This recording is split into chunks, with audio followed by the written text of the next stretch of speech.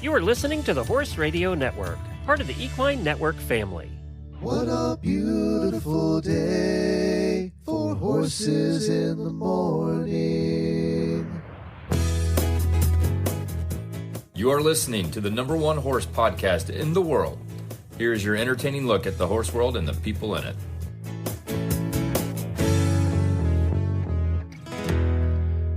Well, good Monday morning, everybody. I am Glenn the Geek in Ocala, Florida. And I'm Jamie Jennings in Norman, Oklahoma. You're listening to Horses in the Morning on the Horse Radio Network for Monday, August 4th, episode 3746, brought to you today by WERM Flooring. Good morning, horse people. You have found Horses in the Morning on a Monday. You're in for an amazing horsey week of laughter, learning, and fun with Glenn and Jamie. That's right. It is Monday morning, and we have a fun show planned for you today. One of our favorite people is joining us. Elisa Wallace is going to join us to chat about something that she has been chosen to compete in. We're going to chat with her. We're very excited about that. Jamie's going to tell us all about her adventure to pick up her new baby, her Palomino. And we have your monthly look at equestrian first world problems. And auditors, hang on. We're going to have a post show for you as well. I have the final numbers here from the pony auction last week. I know we talked about a little bit about this, but I think you're going to be surprised at the totals. I didn't have the totals then. So remember we talked about one of the buyback horses or fillies went for $100,000. Yes, crazy, crazy money for a foal that they're buying and then sending back to the island to live. And it was an offspring of the mare Marguerite and the stallion Hidalgo. So that's who that filly was. I mean, Marguerite and Hidalgo's baby? Yes. What? That's so cool. Another buyback foal, number 22, exceeded last year's record as well with $78,000. Now, what was the record last year? I think it was 50. It was what I remember. Somewhere around 50. Now, they did confirm that Virginia's First Lady did buy a horse, a take-home horse, for $50,000. That was the highest of the other babies that was auctioned off. You want the totals? 94 ponies sold. The total was $1,008,100. Wow. Average cost, $10,700. And there were 6 buybacks that went for a total of $355,000. Oh my gosh, that is amazing. Okay, so basically, what I'm learning from you talking about that is what a steal I got on my baby. Yes, apparently you did. What, you didn't spend $10,700? Oh my gosh, that's amazing. Like, and I know we have Tara who bought one a couple years ago, and I mean, good on y'all to not shop this year, the 100th year. Holy cow. Yeah, well, good for them. I mean, a lot of this money goes to taking care of the, horses that are still left. It goes to the fire department. The fire department's responsible for all the vet bills and everything of the horses that are left. So they're the ones that are doing, taking care of. 94 ponies. How many are reproducing on this island? Good God. I if think they they have 94 said there was a foals a year? total of 100 foals this year. There were 6 that got left behind. Oh my gosh, that is so many babies. Yeah. I feel like that needs to be addred. I mean, sure they're Well, they making are, money, but right there's here. still like a ton of foals that are being created that, okay, that's too much. I'm thinking too much. You're thinking too much. But you got to look at it this way. These foals have a home. So there's that. So anyway, there you go. There's the final on the Chincoteague Pony auction. I know. It's crazy. I think next year we'll see it drop back down to normal levels again. Let's do some daily Whinnies.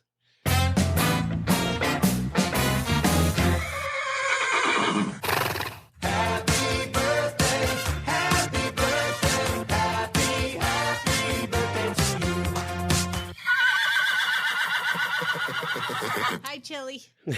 We have a bunch of auditor birthdays today. Patty Otto, Sarah Bainham, Michelle Patton, and Madison Tillman. Happy birthday to all of you. We hope you have a wonderful day. Happy birthday. Your neighbor, Patty Otto, right?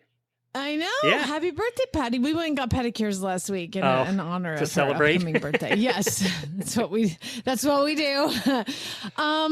Congratulations. I've got a couple daily Whinnies. One is congratulations on your new horse. Listener Ruth McCormick. She got a horse named Ziggy. That's such a cute name. I love it. I love a good Z name. But congratulations, Ruth, on Ruth Ziggy. was a fellow cruiser, too, from the past. We've met her a few times. Nice.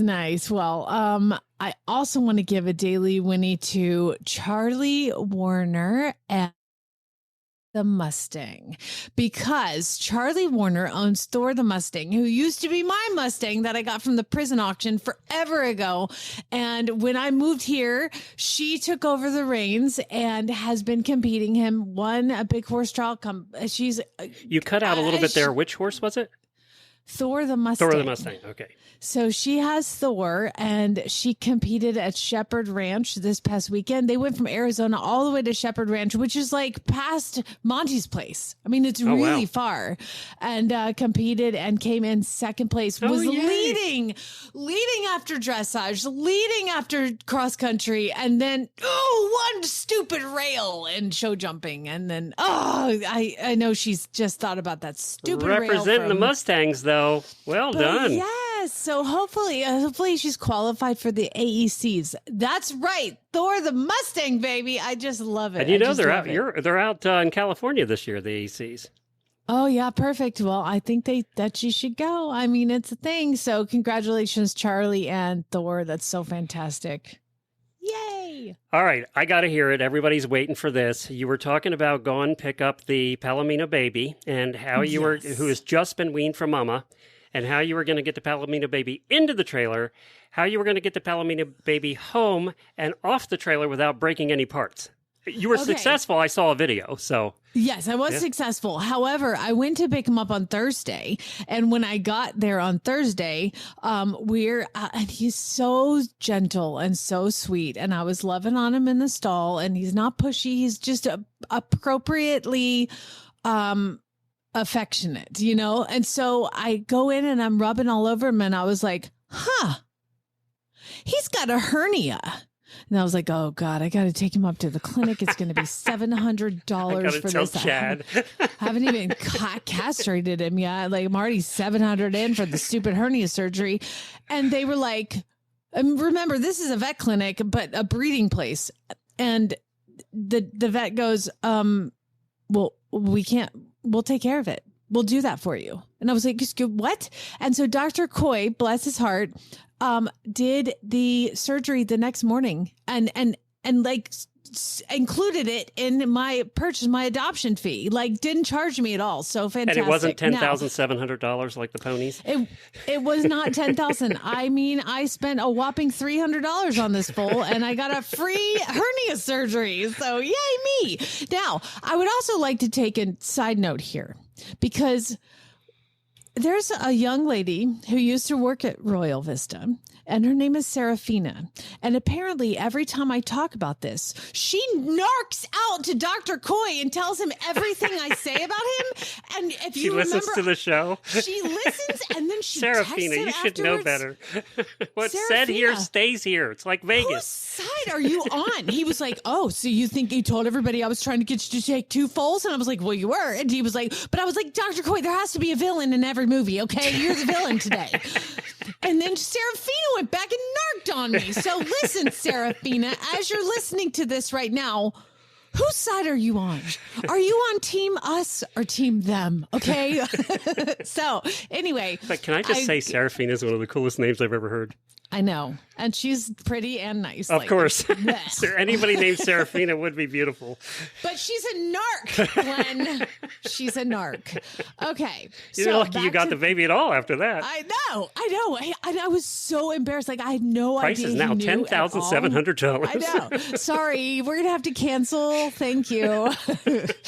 So, moving past it, Serafina, from now on, you keep your business. Keep my business to yourself. Remember, everybody, what's said here stays here. It's between us. I forget people listen, and I say things and then I hear about them, and I was so embarrassed. I was like, I can't believe you listened. Yeah. He didn't. She told him everything I said. Ugh. Okay. All right. Moving past So you that. go to get the baby. So so they did hernia surgery on Friday morning, and I picked him up Friday afternoon. And needless to say, he was not super interested in getting in my large step-up trailer. So I let him up to it. He couldn't. He's tiny. He's like 3 months old. I mean, he's a baby. And so to go to get him to step up on it, and I've got the little butt rope on him, and I got all the things, and they're helping me get him in. And he did not want to get in. He's just kind of like he stepped up, and he was like, nope. And so, as he's so tiny, they got a couple guys just pick him up and throw him in. They picked him up and put him in. He's so small. I remember doing that with babies. Yes. They just lifted him up. Like, his legs didn't even bend. They just lifted him up and put him in. We closed the trailer. He rode nice and quiet and by himself. Did you bring any? No, you didn't bring a babysitter? Well, I didn't because I wanted to have a fully open trailer and not have a partition where he would get under it, potentially get stuck underneath it. And so I had one trailer and I opened all the partitions. If I'd had Carl in there, what happens if Carl doesn't like it? Mm-hmm. It's a long ride. And I was like, this is like putting two cats in a bag and throwing them in the river, potentially. So I was like, I think I'll just let it. I mean, I live 20 minutes away, so it's not like he was in there for hours by himself. So we put him in and just drove off. I had the trailer all comfy for him. And usually when you're driving, as long as it's moving, the horses are trying to stand up. So that's all they're worried about. So he didn't make a peep the whole time. So he was totally fine. And when we got home, he wasn't sweaty. He wasn't stressed. I backed it up. Yeah. I backed it up to the arena and I bought a little full halter. So I put the full halter on him. So I let him out with the full halter on. And he stepped out of the trailer and did this little trot around. And he's like, okay, I'm cool. And then he started whinnying. He was lonely. So I was like, okay, Carl, game on. Craigslist Carl. Craigslist Carl for the win. And so I brought Carl out and introduced him over the fence, and he did his little baby clacking, through their jaw. And so Carl did great with him, and he tried to nurse off Carl immediately. And Carl was like, no, sir. Nothing there. Nothing there for you. Nothing down there. Nothing down there. And so, and then I was like, let me see how Duke does, because Duke is he's now 33. And Duke is the one I have weaned, because everybody has been asking me, did I use Duke to do it? And so I put Duke out there across the fence and sniffed him, and Duke was totally terrified of him. Horse to mini terrified of him. And Duke helped me wean my 3 other foals that I have had. Yeah, this is a different color. Well, he wasn't born here, I guess. I don't know. His mom's not here. I don't know what happened. But I put It's like a big Duke banana, out. let's be honest. I mean, he's... Exactly. And I think at some one point, Duke was out and he turned around and galloped the 30 feet into the stall and jumped into the stall and hid in the corner. Save me. And he was like, I don't want it. I don't want that job anymore. I'm retired. I don't know. He wanted no part of it. No part of it at all. So Craigslist Carl, and they have their big faker paddock, and the grass is really tall, and I'm leading him in every day during the heat and feeding him. And he's just the sweetest thing. Can I tell you, you posted a picture or video. I think you posted on your Flyover for Farm page, so anybody can go watch it. But the trot, Jennifer and I watched it together. The trot on that baby, oh my God, it's the floatiest, most beautiful cute. Trot. I mean, Thanks. The trot is unbelievable. You don't often see that floaty, barely touch the ground trot in 3-year-olds, or 3-month-olds, rather. Yeah, I mean he's just super kind. He's the kind of foal, you get around foals and you're kind of have to be on edge because they might just all of a sudden airs above the ground. Now, whether it's his hernia surgery that's keeping him fairly quiet, but he just has been super pleasant. I sat down next to him while he was eating his grain, and I can touch all the way down his feet. I haven't tried to pick up his feet or anything, but I'm touching him all over. I've got a fly mask on him. I'm practicing leading, we're giving the pressure and stuff. And I mean, he's only been here 4 days, and this is what I thought I wouldn't be able to touch him really, for a while until he was comfortable, but he's been really lovely and I'm super excited. And it's just fun to have a baby around again. It's always fun to have a baby around. Even if they're naughty, it's still fun. It's like, I know. But like, I remember Zara, she catapulted herself into me like, I love you, hold me. And like, this guy hasn't done that. Like, so I'm pretty I wonder excited. if it's partly it's partly because of breeding, I think, but it's also I wonder if it's also partly because they're out with so many other horses that they're kind of taught their place. Yes, I wondered about that too, because they've been told, no, don't do that. But I met his mother. And so his mother was Rosemary at the Royal Vista. And so, they name all their Was nurse quarter horse or what was mom? Yeah, so she was a quarter horse and she comes from like performance, kind of like roping. I think they said she was a roping horse. And so she's a great mom and she reminds me of Pink, my old broodmare. Just super nice, super kind, really gentle, and they said that every foal that Rosemary has been lovely. So you picked a good one. I did. Conformationally looks great too. But I know about it, me, but I know it a little bit. Well, I'll keep you guys posted. So as far as names, I've been getting a lot of questions on what is his name. Well, as usual, I sent videos and pictures to Monty. Oh no!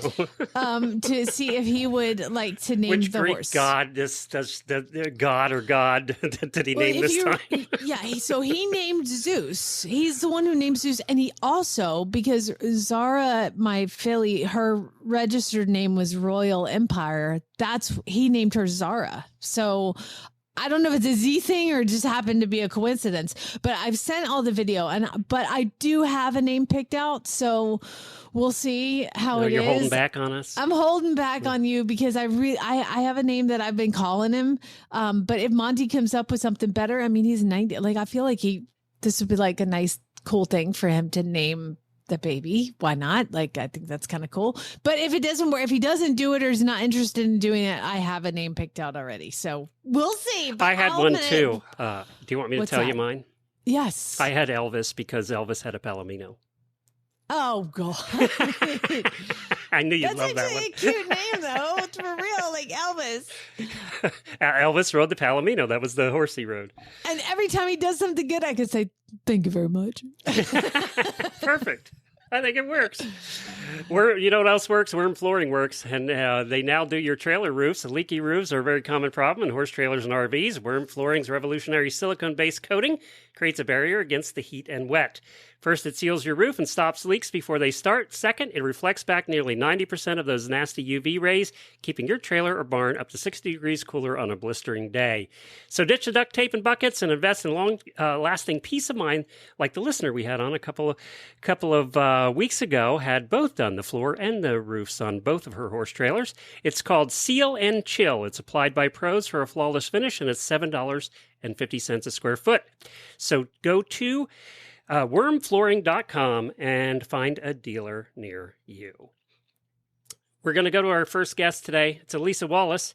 She's an eventer. She's been on the show many times over the years. We've had her on talking about her work with Mustangs and starting horses and things like that. And she's getting to do something really fun next year. I'm so excited to welcome our guest to the show today. Elisa Wallace, you have some huge news coming, and I'm so excited for you. Hi, girl. How you doing? Hey, doing good. Yeah, thanks for having me on. Are you down in Florida right now? Yep, down in Ocala. Oh, with me in the 1,000-degree humidity. Honestly, it's hot everywhere. That's true. I honestly do better in the humidity than dry heat. So, yeah. Well, you're in the right place. yeah, I'm at home per se. Yeah. So, do you work the horses throughout the day? Do you have a certain time that you go out and the time you finish, that kind of thing? So generally, we try to get the horses done. The bulk of them done in the mornings. Generally, we finish up around like noontime because it's pretty warm. And then we take a break. Everybody goes inside for lunch. And then whatever horses I have left, when it's cooled off in the afternoon, I work the rest. Okay, gotcha. Well, I feel like all of these, the difficult horses and all of the work that you've had to do and all the time you've put in on training horses for your entire life is like kind of coming to a culmination in a competition form. So you guys, Elisa Wallace is going to be in the Road to the Horse next year. Yay! That's Good so job, exciting. Elisa. Yay. Yeah, thanks. Very nervous about it, but yeah. I was going to ask, first of all, how did this happen? Well, actually, Tammy had reached out to me back in 2021 for competing, and kind of the date of Road to the Horse always can kind of conflict with a big event that I can, because I do 3-day eventing, and so Carolina International and Road to the Horse kind of can conflict with dates, and I probably use that as an excuse a little too much, honestly, and it just has come. It was great to watch Tick go, because I know when Tick Maynard went, he gave me a call, and so I was really excited for him to go, and he won it twice, so that was awesome representation of us event riders as well, and horsemanship. So it was really inspiring, and also I'm not getting any younger, so I was kind of like, you know what, time to check that box. Yes. Now you mentioned Tick, so he's coming on Thursday, and we are going to talk to him about his book Starting in the Middle, which is a book about kind of his journey of getting prepared. And I'm just to the point where he's starting. So I have, spoiler alert, I know he wins, but like I haven't read that part of the book.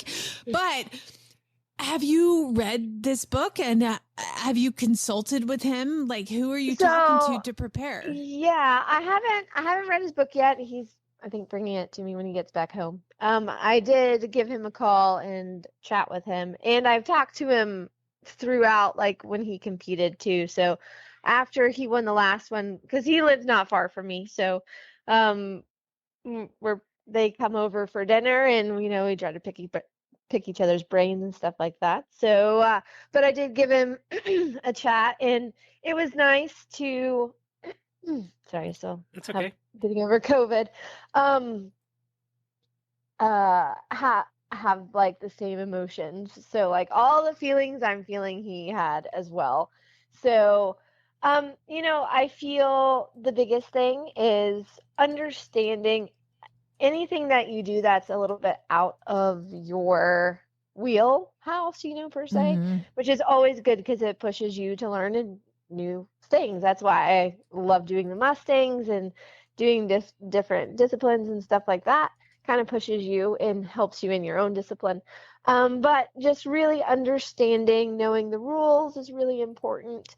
I do have a pretty good support system through my career working with Mustangs. I have a lot of friends and stuff who start a lot of colts. I mean, I start horses, but and I've like you said, I've dealt with a lot of difficult and sensitive horses, so I feel like I have a pretty good base of understanding. So just of course it's going to be very different because you're under a time crunch, and it's over 3 days, and everyone's watching your every move, and so there's don't talk yourself out of it right now. It doesn't sound like you're talking yourself out of it. No, it's just I'm just aware. It's just being aware of all of the things that you have to be prepared for. So being comfortable in that atmosphere to where, you're able to make correct decisions and, not feel hurried, because it's easy to put too much pressure on yourself. So for me, it's just always staying in the moment with the horse. Like that's the most important point. I remember when I competed at the Thoroughbred Makeover, you did a kind of a competition demo in the round pen in the indoor at the horse park too. So you've been kind of put in this type of situation. But I mean, my gosh, with all the work that you've done with all the different Mustangs and dealing with, like, I mean, people, you grew up with your dad giving you the problem horses, you know? So Right. I think you have such a great base. And honestly, when I first learned about Road to the Horse, I thought, this is Elisa Wallace's thing, man. Like, I mean, aside from the time crunch, like I start horses too. And sometimes, like, the best thing to do is quit and, like, I'll come back later. Mm-hmm. You don't have that luxury for this one. So I guess you have to switch it up. Like, Well, what are some I mean, of your again, like, fears? actually, there's really no, well, fear is failure, right? But like in this, failing, but in this, when you're working with horses, you have to do right by the horse. So as long as you don't fail the horse, you're not failing. So that's how I'm looking at it. So Oh, that's beautiful.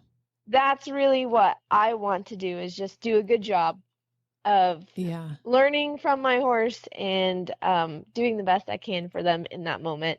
And that at the end of the day, that's all I can do, is your best. So that's kind of how I'm seeing it. I'm going to take it as a really good opportunity to learn and an opportunity to push myself and to go train with people that I wouldn't always train with, that if I'm focusing on my eventing competitions, but it also helps me with my event horses too. So it's really, really fun that way.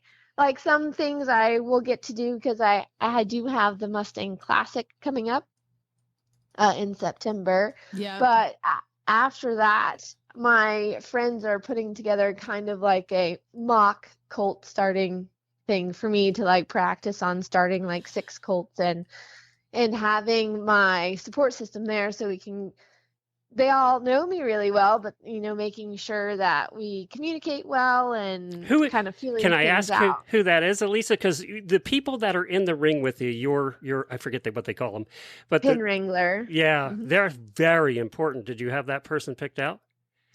So the person I've picked, kind of officially, has been Kevin Graham. So Kevin and I met doing our very first makeover. So it was very bonding. We did lots of crying on that Sunday when the horses were being adopted. So he's really come along as a horseman as well, and he's actually had a lot of experience with the colt starting competitions and being a pen wrangler. Perfect. So and because we have had, we've known each other for 12, 13 years now. So, he's passionate about horses as well, and has a pretty good read. And and then my good friend, Rebecca Bowman, and also my mentor, Cindy Brassfield. Like, I'm going to have a big group of people, but, like, Kevin will be like my eyes and ears kind of down in the bottom. So is there potential for Tick to also be in it? And it's like this eventer competition, or is he out this year? I don't believe so. I mean, I don't know who, but I don't believe, in talking with him, it's not on the cards for him this year. So I don't know. I know they're hoping to announce the 3rd championship competitor soon. I have no idea who it is. And then, of course, they have the wild card, the 4 wild card people that compete for the 1 championship slot. So they'll be having lots of announcements, I believe, soon. But it's really exciting, and I think it's a really great platform. They do a really good job of, really wanting to have a thing about learning and inspiring, and I think that's really great to open that up, What to me, what separates you and what separates Tick, and maybe it's just an eventer thing, because, like, what we do in eventing with our horses is just an unbelievable trust-based partnership. What I think you and Tick both bring to that, and I mean, I haven't watched every single one of them, but I do know enough to know of other trainers that don't have that severe trust-based thing, is I think that you're going to display that, and that you're not only an advocate for Mustangs and for thoroughbreds and all the horses. Like, this is something where you're going to be an advocate for kind training and gentle training and Right. listening to the horse. And I'm so excited for you. Like, I just thought that this was your thing years ago, and I'm so excited they've twisted your arm enough to get you to do it. Yeah. Tammy's been persistent enough. Yeah, like I said, I'm very excited, but very nervous because, again, I guess the worst fear is that you'll get there and be like, well, I can't get a halter on my horse. You know? Well, the I'm other not- hard thing too that people kind of underrate is there's 20 horses out there in a pack, all running Yeah, around like nuts, and you have to pick one. You know? And I do think I mean, I'm not gonna. What does help is learning how to pick horses. So I've had to pick a lot of Mustangs. That's true. And I've had to do that kind of quickly. And like, you don't In a get a lot pack. of information. Yeah.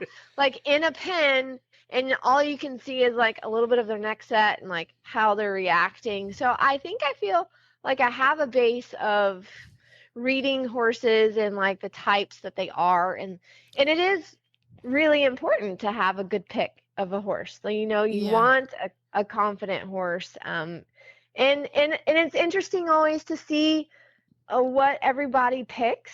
Funnily enough, when I talked to Tick, I was like, did you know that the two that you picked were by the same sire? And he's like, that was just coincidental. And I was like, huh, well, because you can go He's got a and you type. can, yeah, he has a type. You can go and you can, like, really do some deep research and see all the horses that everyone's picked and go back and look at the bloodlines and see kind of everything. So that's kind of like what I've been doing. Like, I'll go and look at certain horses and how they react and go kind of play around and look at the bloodlines, because bloodlines aren't everything, but it can give you a little bit of information. I mean, Well, I breed you know, horses, so, you know. Yeah. Well, and I was going to tell you that Tick's book, he really talks a lot about the pick, and there's some great advice, which is basically like, don't make it any harder than it has to. Like, Yeah. Like, see, here's the problem is I'm like, oh, that one looks so wild and ferocious. I want that one. And he's basically like, no. Yeah. Don't start harder than you have to. That's you right. know? Yeah, why make it worse? Exactly. He talks a Yeah, lot you, about that you in the don't book. want that one that's like kind of up and puffy, but like, I don't know, there's certain types that I kind of like sometimes, like for me, when I randomly got Fledge, but when I watched Fledge in the pen, there was chaos going around him, and he just held his ground, and he said, this is my spot. And you know, that horse was really, really cool to work with. And I've had other ones that kind of like just have that like little bit of inner confidence, like, yeah, chaos can be going on, it's totally fine. Then you can have other horses that are really like those extroverts. Like I've had like Rune that would like come up and be like, hey, what's in your hand? Like, hey, what's that? And those are really cool horses to work with because the curiosity can really help you. And then you can have sometimes those followers that they follow, but you can teach them to follow you. So that's kind of like three kind of like the types that people tend to go for. Because sometimes people want a little bit more insecure horse in some ways because they feel like they can make them braver because they might be a little bit more sensitive.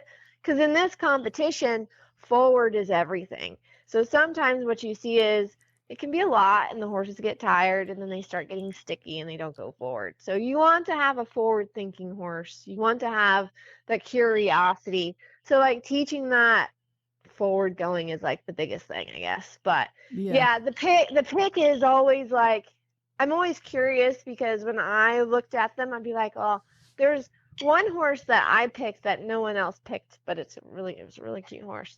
But yeah, it's just been it's been interesting, and I've been doing lots of research, watching like all of the road to horses that I can.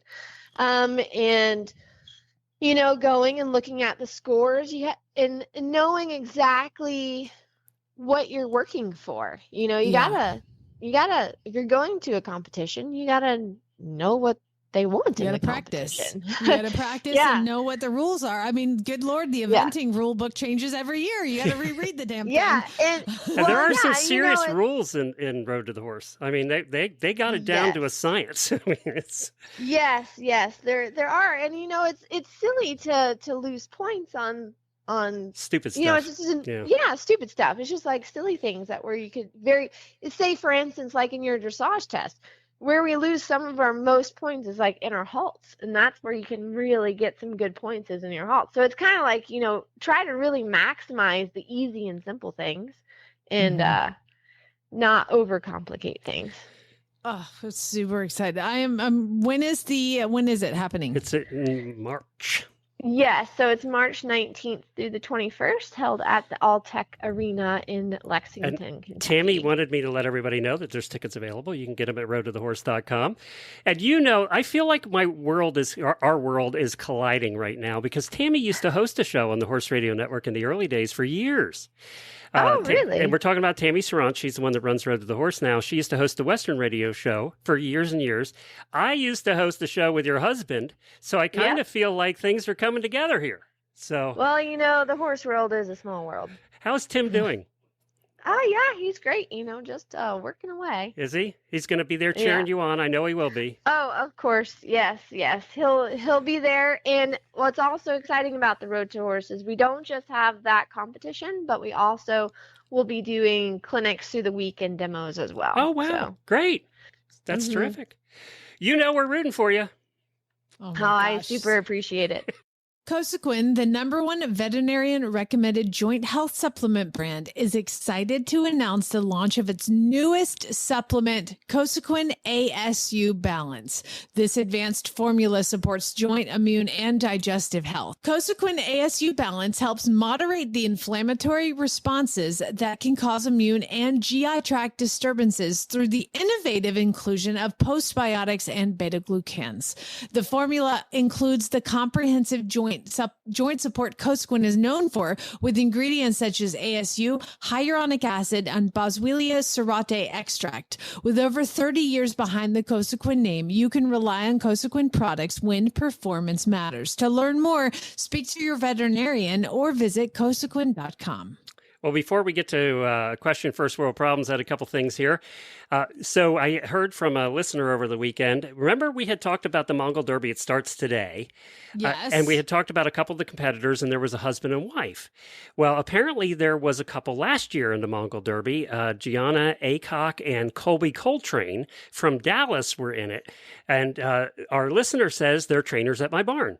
They did not go across the finish line together, though, because they are the trainers at my barn. Yes. Oh, wow. Yeah.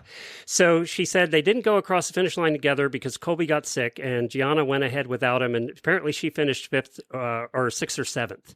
So they didn't finish together, but there was a couple last year. And it did start today. I did see that Michael Pollard, who's like on the Pan Am eventing team, is also competing. I had no idea. Yeah. So he's we see him competing. at Kentucky. Yeah, we see him at Kentucky. Hugh Riley, who's an amateur FEI rider, both eventers, both competing. So it's going to be I think it's going to be awesome. Yeah, it should be fun. We'll let you know on Wednesday. They'll be in day 2 of 10. So I'll check the dots. Also, good news for horse welfare going on right now. There's a lot of talk in the dressage world and higher show jumping world and even eventing about things that can be done for the benefit of the horses. And one of the big talks in the dressage world has been double bridles. And the Danish Federation led the way by banning double bridles below level 4 in dressage. So level 4 is equivalent to like advanced, like middle advanced. So they're saying anybody under that isn't qualified to use a double bridle. So at least it's a start. Is that like pre-St. George Grand Prix? No, like advanced would be like kind of like 1 star, maybe I think 1 star area, like you would see in eventing.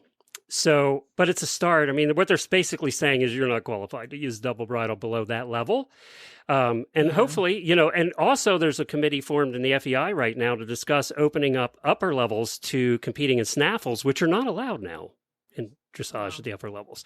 So they're talking about that right now too. So I feel like in little increments, the FEI is figuring it out. And also, it's the Danish Federation that did this in dressage. So I feel like the federations are also are doing little things. And as you and I talked about, there's a snowball that rolls down the hill on the bad side, but there's also a snowball that rolls down the hill on the good side.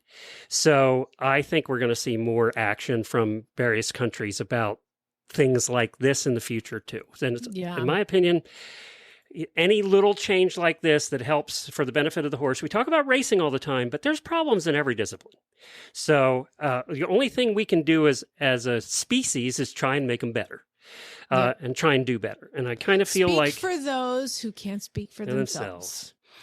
So, on that note, do you wonder why your horse may resist, buck, trip, or refuse jumps or show restricted movement? Was that a good segue or what? Have you tried endless solutions to uncover the cause? The right answer might be right in front of you. Saddle fit issues often manifest in ways you might have never considered. Schlesa saddles are carefully designed to match the biometrics of your horse and the anatomy of the rider. They maximize shoulder freedom, avoid negative pressure points, and sit precisely in the ideal saddle support area. Plus, they are fully adjustable to accommodate your horse's changing shape and your evolving needs.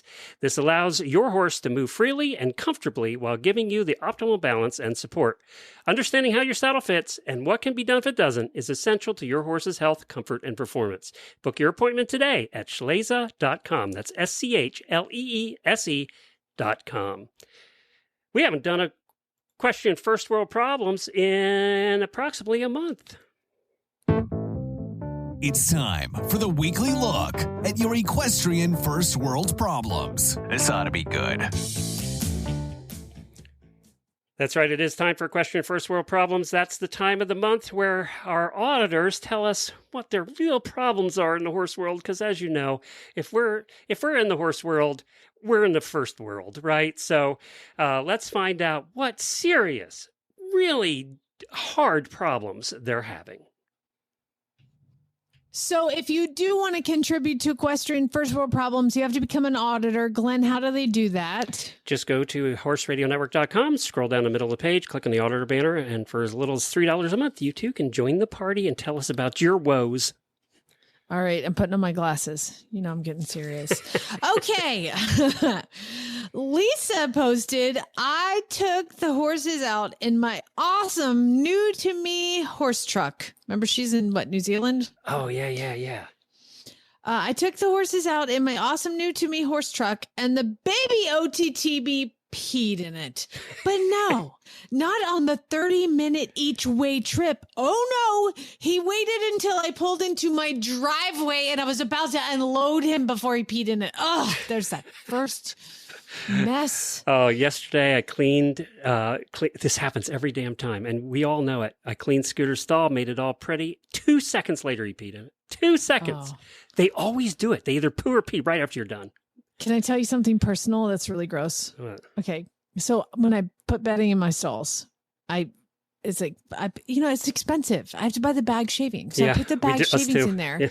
And Duke, he's 33 now. Like, I know what he's going to do. And I know when it's going to happen. And if I walk him in that stall, you put a bucket in 5 seconds he'll pee, and I caught it in his feed tub. Oh, no. I was like, listen, this was too expensive for you to urinate in it. But I knew it was coming, and I was like... Did you buy him a pee bucket now?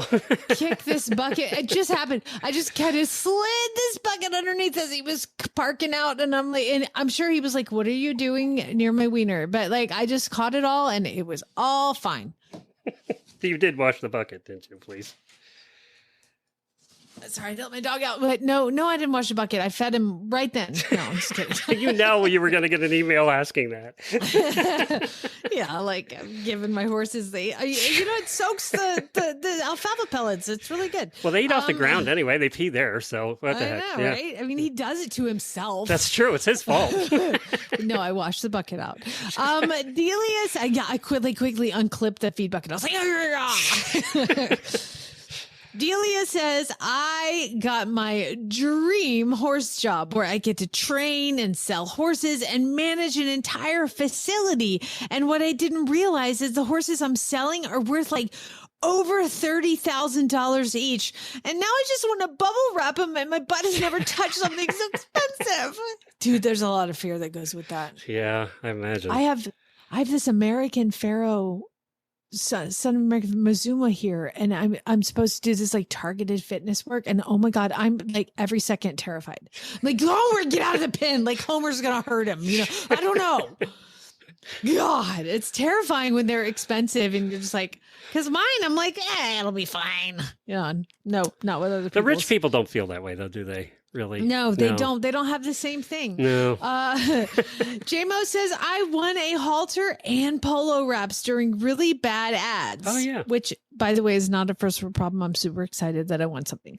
But now I need to go shopping because, like, I don't have a saddle pad to match, and my horse rubbed his forelock off, and I get his balls in all the photos. Like, dude, after Groot's experience, I started shopping online for forelock extensions, and they have them. So you're going to have to shop. Except if they rub it off too much, there's nothing to weave it into, is there? I mean, obviously, the thing I do with fly masks, horses that keep losing them, is I just use a staple gun. They give it a time. Staple it to the fly mask so it looks like he has one coming out of the... There you go. Hey, that's nicer than what I was saying. I feel like we're being really stupid in this segment.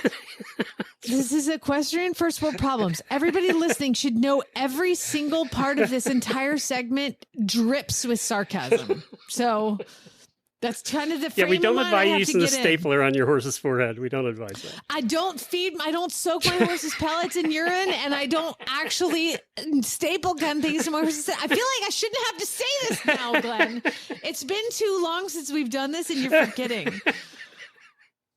Need a disclaimer. You know what? Add in the little bumper. By the way, everything we say is complete sarcasm. And nonsense. Right. Yeah, don't listen to any of it. Utter nonsense, and don't do any of these things. Well, this one's really true. And poor Hillary, she says, I've had to go the whole entire summer with no air conditioning in my barn because my horse is wearing glue-on shoes. I guess glue-on shoes. How they relate. Yeah, because they're expensive. Don't you know how expensive glue-on shoes are, Glenn? Oh, Didn't your gotcha. wife's horse get I glue-on will shoes? say that our electric bill this month was a doozy.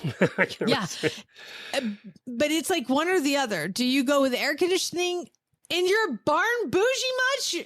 Air conditioning in your barn, I or did you think pay of for that, the but I glue-on wasn't going to shoes? say it. I thought I'd let you say it. Oh, good Lord.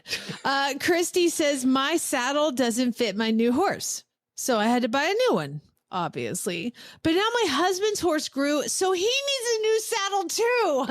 See, but it's shopping for him, so it's like it doesn't count. No, that's right. And it's money that you're spending on somebody else. Like, it's fine. Kai says my new off the track standardbred has been such a breeze to start under saddle and loves the trail solo and with friends. But now I'm sore and tired from how much riding I'm doing.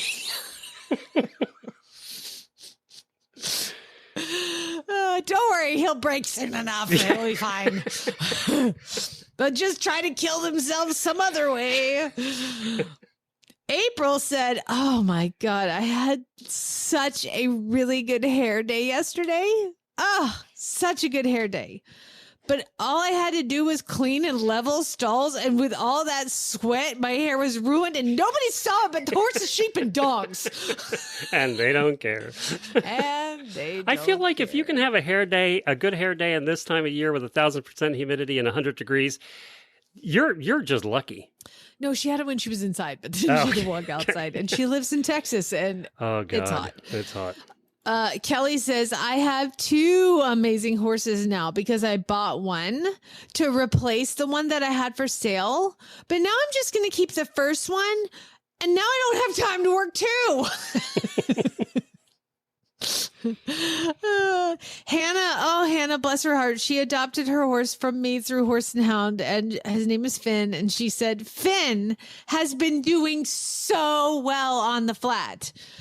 But all I want to do is now jump, but they won't let me because I'm pregnant. Oh, well, congratulations. I didn't know she was pregnant. Congratulations. Babies ruin everything. For the next 20 years. I jumped until I was like 6 months till I couldn't fold in 2-point anymore because my belly was too big. Don't do what I say. That part's not sarcasm, but like, don't do what I say. But congratulations. That's amazing. It is going to be awesome. And you're going to be the best mom. All right. One more. Emily says, okay, last one. Emily says, I'm going to Europe for a week for vacation. But my baby horse, Charlie, is being so amazing right now. I'm going to miss her so much. All she's going to think about while in Europe is that horse. That's all she's going to think about. I want to know where you're going in Europe. Like, I want to hear more about that. And your baby horse, of course. Think about. I know. All right. I thank you for doing that, auditors. We really appreciate it. And we'll have more Question First World Problems next month. A couple of housekeeping things here. Dr. Aaron from Poseidon Animal Health is coming back on the show on Wednesday, which means it's listener question time. I'll post in the auditor room, but if you're not an auditor and you have a health question you want to ask Dr. Aaron, email me at glenn@horseradionetwork.com before Tuesday night. And we'll try and get those questions. She'll answer 3 or 4 of them on Wednesday morning. The other thing is Jamie and I are out next week. But we have brand new shows for you. I'm recording them. I've already started recording them.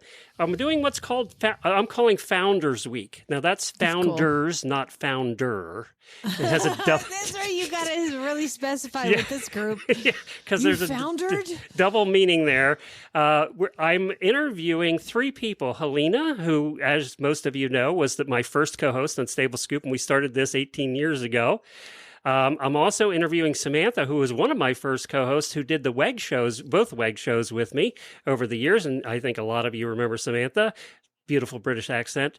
And I'm also interviewing Dr. Wendy, who was an owner of the Horse Radio Network from the beginning. And we're doing it in 3 sections with each of them. So they'll be over 3 different days. And I'm doing the past. We're actually talking about how they got involved with HRN and the beginning of HRN, because I've had a lot of new listeners asking about how that all happened.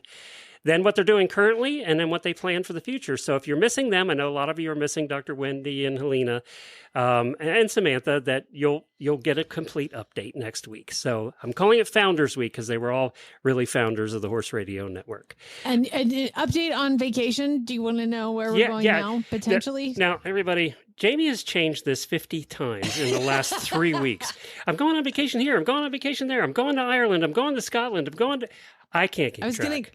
Last week, this beginning of this week, last weekend, we were going to go to Venice.